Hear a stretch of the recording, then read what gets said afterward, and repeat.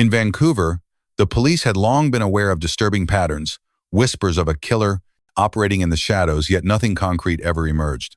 Some believed the trail led to Toronto, others insisted the horror was closer to home.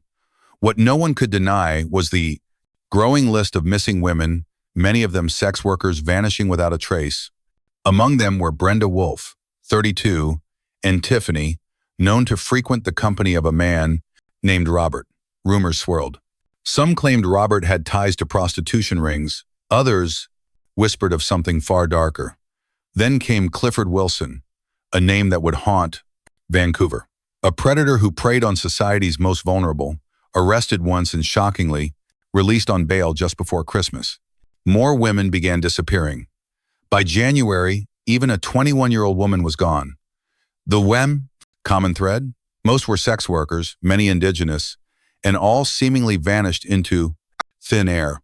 Then came the gruesome discovery: mutilated remains, pieces of flesh, clues, pointing back to a pig farm owned by none other than Robert Pickton. Police had long suspected something, but lacked proof until a crucial mistake by the killer cracked the case wide open. A hidden list of victims was found. He had been hunting them methodically. He even drove a bus with darkened windows, stalking his prey. The case shook the city. Investigators were horrified, and families demanded justice. Despite countless reports from loved ones, the authorities had been slow to act, partly due to societal bias against sex workers and marginalized women. The trial began in New Westminster and revealed a web of horror. Thanks to brave survivors and relentless investigators, the truth finally emerged.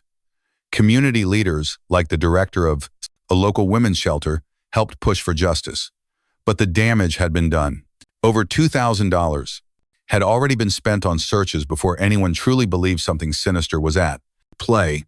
This was more than a criminal case. It was a reckoning, a failure of a system that ignored cries for help until it was far too late. The missing women weren't just statistics. They were daughters, sisters, mothers, lost in a nightmare no one dared imagine. By the 1980s, a dark shadow had already begun creeping over Vancouver. Women, many, indigenous, poor, or involved in sex work, were vanishing.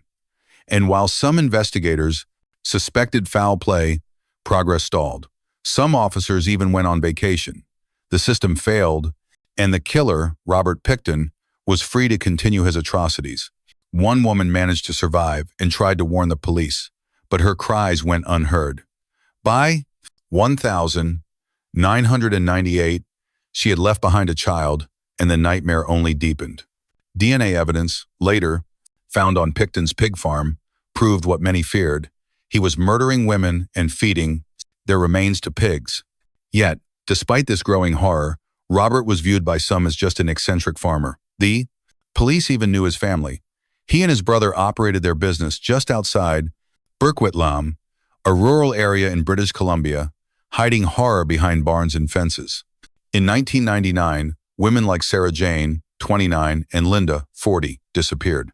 Witnesses recalled a chilling stench near the farm. Rumors spread that Pickton hated people, especially women, and even more, he hated the smell of their flesh. But no one imagined the truth. Human remains were being ground, mixed with pig meat, and discarded or distributed. Some feared it ended up in local food supplies. The authorities began piecing together the puzzle too late. A task force formed in 2002, only after dozens had vanished. The list of missing women ballooned to over 70 names. Bags, Idaho, cards, and even skulls cut in half were found in freezers, buckets, and feed barrels on Pickton's property. In one horrifying photo, a severed head was stored inside a paint can. Despite mountains of evidence, Pickton pleaded not guilty. The public was outraged. Survivors spoke out. Families demanded justice. A woman named Elaine Allen described how investigators overlooked clear signs. Health officials and community leaders admitted that systemic prejudice allowed the tragedy to grow unchecked.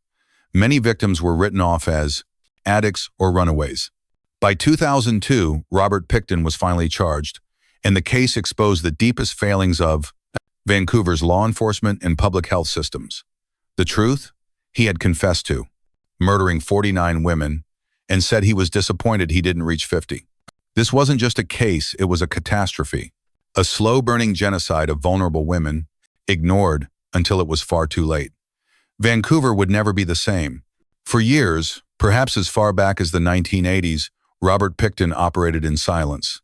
His victims, mostly marginalized women, disappeared without a trace. Prostitutes and vulnerable women whispered their fears, but few listened. By the time their names were filed away in cold case archives, it was already too late. On April 14, 1998, Sara disappeared. She left behind a brother and a trail of unanswered questions.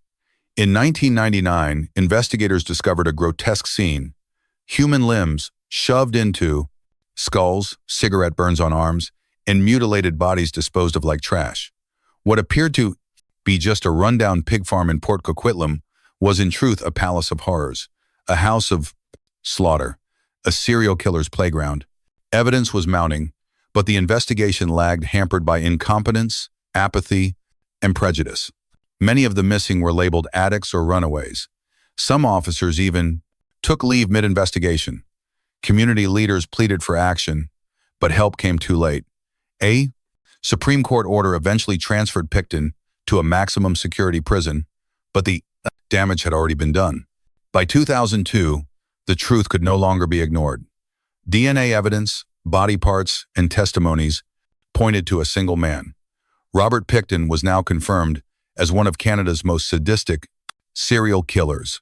The Royal Canadian Mounted Police, once criticized for their delay, launched a full-scale task force.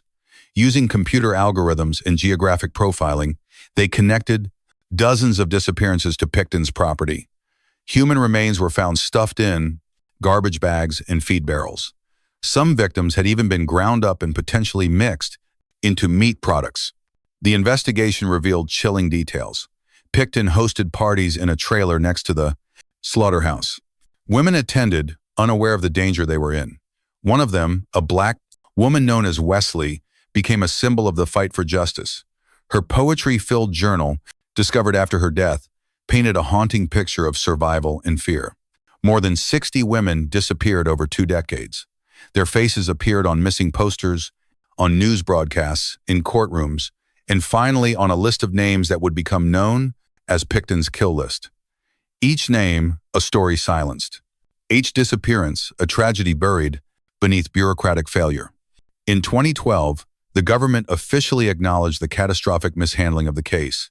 Many officers resigned. Some families never received closure. Others held tightly to the Paquin Society, memory of daughters, sisters, mothers, lost to a system that failed to protect them. Pickton, who once claimed he was disappointed he didn't reach 50 murders, now serves life in prison. But for many, justice came too late. The wounds remain open. The haunted legacy of the pig farm killer is a grim reminder of what happens when society decides whose lives are worth saving and whose aren't. By the late 1990s, Vancouver had become the epicenter of a nightmare. Women, mostly Indigenous, poor, or addicted, were vanishing. Some were last seen stepping into a stranger's truck, others leaving shelters or walking alone down dark alleys. The city's streets echoed with fear, and whispers of a predator began to grow louder. Angela Jardim, 28, paralyzed on one side of her body, disappeared in 1999. Rebecca vanished. Even earlier. In one case, the last sighting was as far back as 1984. For years, the disappearances were dismissed, chalked up to addiction, transient lifestyles, or misadventure. But it wasn't just coincidence. It was a pattern. And at the center of it all was Robert Pickton. Operating quietly from a pig farm in Port Coquitlam, Pickton lured victims into his trailer where hopes ended and horror began. Some say the smell from the property could make you sick. Others recall disturbing stories of meat mixed with human remains, of body parts stored in buckets, and of authorities turning a blind eye for far too long. The police had their suspicions. As early as 1994, there were reports and complaints, but due to lack of evidence or perhaps lack of will, nothing happened. One woman even accused Pickton of attempted murder in 1997, but the charges were dropped.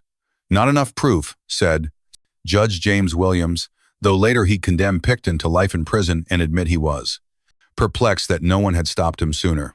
It was only in 2002, after DNA evidence surfaced, that the horror could no longer be denied. Pickton was arrested. On his farm, investigators found women's belongings, Idaho's blood, soaked clothing, and skulls sawed in half. Some remains were so decomposed, so desecrated, that they were unidentifiable. Others were mixed with pork. There were stories never officially confirmed that the meat had been distributed or sold. The families of the victims were devastated. Many had pleaded with authorities for years, begging them to take the disappearances seriously. They treated them like they were nothing, one mother said, like no one would miss them. Police scrambled. A task force was assembled. Data was cross-referenced. A geographic profiler mapped the disappearances. But by then, the damage was irreversible. At least 33 women had disappeared. Pickton claimed to have killed 49. Some believe the real number is even higher. In court, he showed no remorse. They were drug addicts, prostitutes, he said coldly. His property, once seen as a rundown pig farm, was now known as a slaughterhouse for human lives. By the time he was sentenced, Pickton had become one of the most prolific serial killers in Canadian history. His crimes exposed systemic racism, classism, and a justice system that, too, often turns its back on the most vulnerable.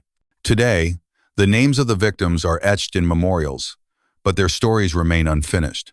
For some families, there were no remains, no funerals, just silence, and unanswered questions, because justice, when it finally arrived, came far too late. In the outskirts of Vancouver, British Columbia, a chilling reality unfolded over decades. Women, mostly Indigenous, poor, or struggling with addiction, vanished one by one. The police, overwhelmed or indifferent, failed to connect the dots for years. Families cried for help, but their voices were lost in a system that deemed some lives less valuable. It wasn't until years later that a name began to surface in whispers: Robert Pickton, a pig, farmer with the mental capacity of a child, awkward and quiet, yet hiding unspeakable horrors behind the blood-stained walls of his property. In 1996, government agencies spent over $16 million trying to clean up Vancouver's downtown east side, but nothing stopped the disappearances. Prostitutes were going missing. Teeth, jawbones, even a revolver were found buried in dirt or hidden among pig carcasses. Some of the victims' flesh, investigators believe, was served at barbecues on the very farm that would become known as the Pig Farm of Death. Pickton wasn't working alone. His brother and others remained under suspicion, but he was the face of evil in one of Canada's darkest chapters. Despite having a limited IQ and being nearly incapable of operating machinery, he was capable of mass murder. The Royal Canadian Mounted Police eventually descended on the farm. It took years of ignored tips, failed investigations, and mounting pressure before action was taken. By then, Pickton had been charged with 27 murders, though he bragged to undercover officers about killing 49 women and said he wanted to make it an even 50. One of the key victims, Tanya Nick, disappeared in October. She was only 23. Her remains were later identified through a partial jawbone and dental records. A specialized forensic team divided the evidence into 6 categories due to the extreme decomposition. What they found confirmed the worst. A serial killer had been operating freely for over 2 decades. The police admitted their failures. One officer described it as frustrating beyond words.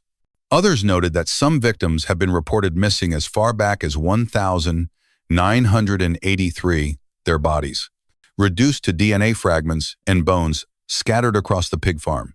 Still others were misclassified as drug overdoses or suicides. Sarah Device, a local advocate, spoke to the media. "We could have saved lives. We could have stopped him." But no one listened. The trauma echoed throughout Vancouver. Neighborhoods like Dalton Westside became symbols of neglect. For years, the city's most vulnerable were left exposed, forgotten.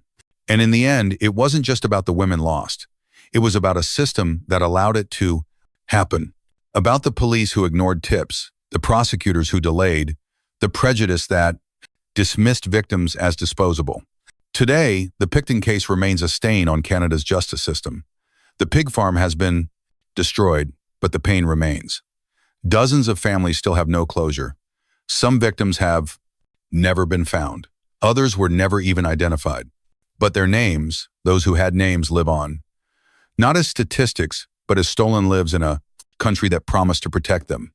For more than a decade, a sinister shadow hung over the city of Vancouver, one that many refused to acknowledge. Women kept vanishing. Prostitutes, runaways, addicts, most from downtown East Side disappeared without explanation. Their families pleaded for help. But year after year, the silence continued. One of them was Cheryl, 43 years old, who vanished in January of 1999. Another was Karen, last seen in 1998. And there were more Sarah, Renesmee, and Marina names that would eventually appear on the same list, marked as missing and possibly dead. In the heart of the horror stood a man few suspected, Robert Pickton, awkward, socially, stunted, and living on a pig farm he co-owned with his brother David. Locals would later say, something always felt off about that place. A stench, a presence, a darkness that lingered. The first arrest came after police received a tip from a woman who had barely escaped. Her story was almost too twisted to believe. A .22 caliber gun modified with a sex toy, threats of death, and a farm littered with disturbing relics. When police raided the Pickton property, they weren't prepared for what they found. Freezers filled with remains, bones, teeth, blood-stained clothing, a DNA trail that led to over 20 women. Some victims had been missing for years, like one young woman last seen in 1991, finally linked to Pickton through blood evidence on a saw. Despite mounting evidence, Robert Pickton was initially charged with only 6 murders. The trial was long, painful, and horrifying. Prosecutors in their opening statements described the pig farm as a slaughterhouse of women, a house of horrors masked as a rural business. Later, Pickton would be convicted, receiving a life sentence with no chance of parole for 25 years, the harshest punishment under Canadian law at the time. As public attention grew, so did outrage. Many questioned how someone so obviously disturbed could operate unchecked for over a decade. It was revealed that authorities had long-standing suspicions. In fact, Pickton had been arrested years earlier for an attempted murder, but the charges were dropped. And that mistake may have cost dozens of lives. Former health officer Perry Kendall called the situation one of the darkest failures in public safety in Canadian history. Investigators admitted that by the time real action was taken, it was already too late. Some reports showed that women were being lured to the farm under false promises. Some even believed they were being taken to parties or boarding ships. But they never came back. By 2010, more bodies had been identified. Tattoos, clothing, and bones were matched to women who'd been forgotten by the system. Still, many victims remain unknown, and some families continue to wait, clinging to hope or at least closure. Robert Pickton, once dismissed as a strange but harmless pig farmer, is now one of the most prolific serial killers in Canadian history. The Piggy Palace, once the nickname for parties held on his property, became a symbol of hell on earth. The full scale of his crimes may never be known. The real tragedy, it could have been stopped, but society looked the other way. According to one chilling theory, some of the missing women were trafficked through the port of Vancouver, a gateway that may have concealed a macabre network of disappearances. The task force, created far too late, began tracing these dark paths, trying to understand the scale of the horror they had uncovered. But the truth was worse than fiction. Pickton's victims weren't just missing, they were discarded, often in pieces. Feet, hands, skulls discovered in shallow graves and garbage bins. Some women were reportedly used as sex slaves, traded for heroin, or lured with promises of money and safety before being led to slaughter on the now infamous pig farm. Robert Pickton, the man behind what would become one of Canada's most gruesome serial murder cases, ran his palace of pigs in a remote rural stretch near Vancouver. From 1984 to the early 2000s, women continued to vanish, many from downtown East Side, neighborhood known for its vulnerability, poverty, and street sex trade. Names like Helen Hallmark, Catherine Gonzalez, Olivia Williams, and Lee Jones became part of a long, tragic list. Some were found years later, others remain missing to this day. Deborah, Jacqueline Murdoch, and Gay Perkins were just a few of the dozens believed to have ended up on Pickton's farm, where forensic investigators eventually found remains in freezers, buckets, and buried among the pigs. Authorities long suspected something. A detective once said, "If a woman went missing from this area, chances were she didn't leave. She was taken." Still, police resisted treating it as a serial case for years.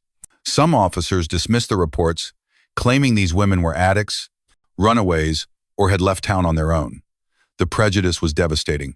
In February 2002, police finally acted. A warrant was executed, and what they found stunned the country. DNA, blood, body parts, clear evidence of unimaginable crimes. Pickton was arrested and charged initially with 6 murders, but investigators would later link him to over 30 women. He would eventually boast to an undercover officer that he had killed 49 women and had wanted to make it 50. As the case made headlines around the world, survivors and families of the missing spoke out. They had been ignored, silenced. One woman said, "The system treated them like they weren't human." Her sister had vanished in 1997, and her ID was later found in a trash bin on Pickton's farm. Judge James Williams, while sentencing Pickton, called the crimes cold and monstrous, and acknowledged the institutional failures that allowed the killings to continue. He added that many victims were never even searched for properly. Some had been missing for years before their cases were reopened. By 2007, Pickton was convicted and sentenced to life in prison without parole for 25 years, the harshest penalty under Canadian law. But for many, it wasn't enough. The damage was irreversible. The true number of victims may never be known. Some say it's well over 50, others fear it's even more. This wasn't just the story of a serial killer, it was the story of how an entire system failed. A community was left scarred, not only by one man's brutality, but by the silence that surrounded it. And the haunting truth remains.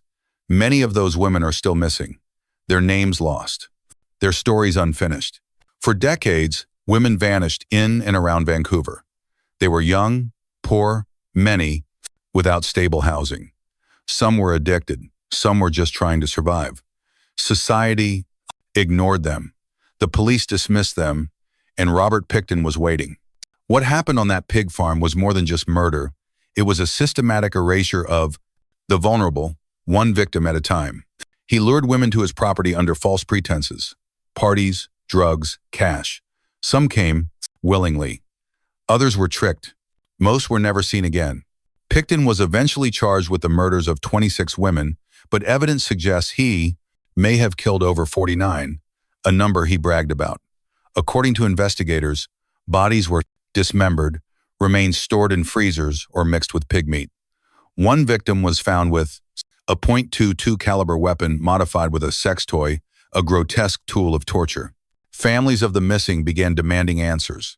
Names like Catherine Nady, Sheila, Stephanie, Teresa Williams, and Serena Wilson became known across Canada as part of the growing list of the lost. Most were between 20 and 30 years old, and all disappeared under similar, chillingly familiar circumstances. The evidence mounted: clothing, teeth, DNA, videotapes, witness testimonies. A woman named Mary Frere was last seen in 2001. Another, Dorothy Spence, disappeared in 1995 after telling friends she was heading to Pickton's farm. Some of their identities were only confirmed through forensic dental records. Others were never found. Authorities eventually raided the property in 2002. What they discovered shocked even the most experienced officers' body parts, blood-soaked clothing, and a farm designed to hide death. The media dubbed it the pig farm of horror, and it was rightly called one of the worst serial murder cases in Canadian history. One of the darkest aspects of the case was how long it was allowed to continue. Investigators had received tips as early as the 1990s, but many reports were ignored or downplayed. Sex workers were treated as unreliable. Some police even claimed victims had probably just moved away. They were seen as disposable until it was too late. To make matters worse, Pickton's property had been used to host parties and events, reportedly with sex workers present. It was even registered as a nonprofit called the Piggy, Palace Good Time Society. The irony was horrific. While women were dying, the public saw only a rural oddity with eccentric owners. Years later, some of Pickton's former acquaintances described him as slow, childlike, and former acquaintances, easily manipulated. But make no mistake, he was cunning enough to carry out a monstrous plan hiding in plain sight for decades. In court, the judge showed no mercy. Pickton was sentenced to life imprisonment without the possibility of parole for 25 years, the maximum under Canadian law. But for the families, that wasn't enough. Their daughters, sisters, and mothers were gone. Many still have no grave to visit. Some still don't have answers. Even now, the real number of victims remains unknown. Some experts believe it could be over 60. Others fear that remains were destroyed beyond recognition, or worse, never found at all. A memorial was eventually erected in Vancouver, honoring the women who vanished. But for many, closure never came. The system failed them over and over again. This wasn't just about a killer. It was about how society failed to see the value in lives lived, on the margins. And until every voice is heard and every victim remembered, the scars of the Pickton case will never truly heal. By the late 1990s, Vancouver had become haunted by a quiet epidemic. Women were vanishing, many of them sex workers, many with histories of addiction or homelessness, and most of them were never seen again. One such woman was Diana Melnick, just 23, last seen in early 1999. Another, Rose Jensen, 50, disappeared that same year. Linda, seen traveling in a van, vanished without a trace. In fact, official records showed disappearances dating back to 1988, like that of a woman last spotted in July of that year. She had been stabbed, handcuffed, and left for dead, but somehow she managed to escape and report the attack. Still, the authorities failed to act. Victims often came from vulnerable backgrounds trapped in cycles of poverty, addiction, and exploitation. Many had sought help from shelters or rehabilitation clinics. Others were just trying to survive the streets of Vancouver. Yet the system didn't care. It wasn't until 2001, after years of community outrage, that a proper task force was assembled. By then, the pig farm in Port Coquitlam, owned by Robert Pickton, had become the suspected ground zero of a mass killing spree. Neighbors thought he was odd, quiet, hard to talk to. Investigators later found drawings and disturbing thoughts in his personal journal.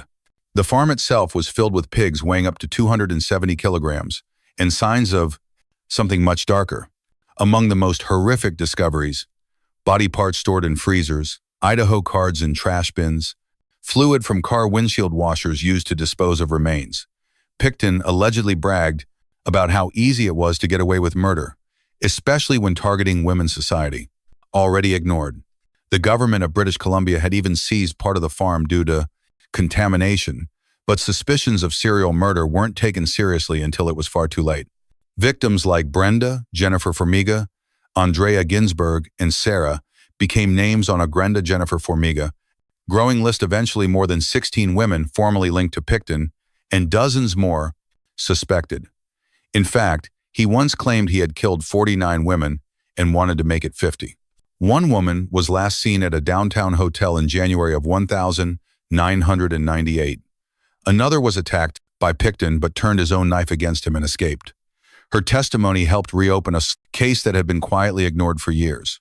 During the investigation, former health officer Perry Kendall stated that the system had completely failed these women. Their lives had been treated as disposable, their disappearances written off as overdoses, runaways, or criminal involvement. In May 2010, Pickton was convicted of 6 counts of first-degree murder, though evidence tied him to many more. His trial revealed years of negligence, apathy, and above all, a profound failure of empathy from law enforcement and society alike. He had hidden in plain sight under the radar of a system too slow, too disinterested, and too biased to protect its most vulnerable citizens. Today, many of the women who vanished still have no graves, no closure. Families continue to grieve without answers. The poetry and diary entries left behind by some victims offer haunting glimpses into lives cut short. And as tragic as this story is, it serves as a reminder. The most dangerous thing is not always the monster in the dark, but the silence of those who see him and choose to look away. By the late 1990s, the streets of Vancouver were no longer safe for women, especially sex workers. Disappearances were so frequent, so eerily similar, that whispers of a serial killer began to spread. Still, it took 11 years for the justice system to catch up, and for many, that was far too long. Among the victims was Wilson, just 26 years old, last seen in March of 1999. Another woman, Angel, was captured in a disturbing video clip. Her family, desperate, had long suspected the worst. Her name was eventually added to the growing list of missing women, a list that would shake Canada to its core. Investigators like Jacqueline Rousseau and others began working behind the scenes, pushing for a task force and public accountability. More than 85 officers were eventually involved. But by then, the damage was already done.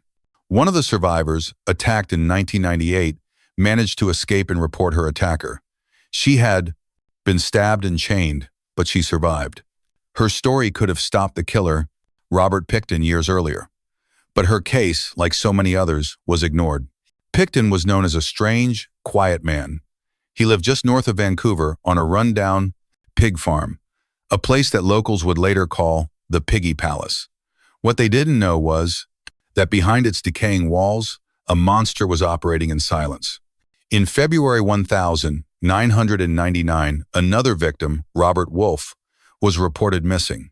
Later that same year, Manda Wilson also vanished. Friends described Pickton as odd, but popular in his circle. Some said he offered rides. Others believed he paid women in drugs. The disappearances weren't just local news, they drew international attention. Women were vanishing at alarming rates. Bodies weren't being found. Families were begging for answers. Yet for over a decade, no one connected the dots.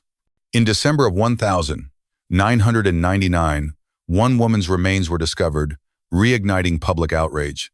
But it was too little, too late. More victims were gone, more families left in the dark.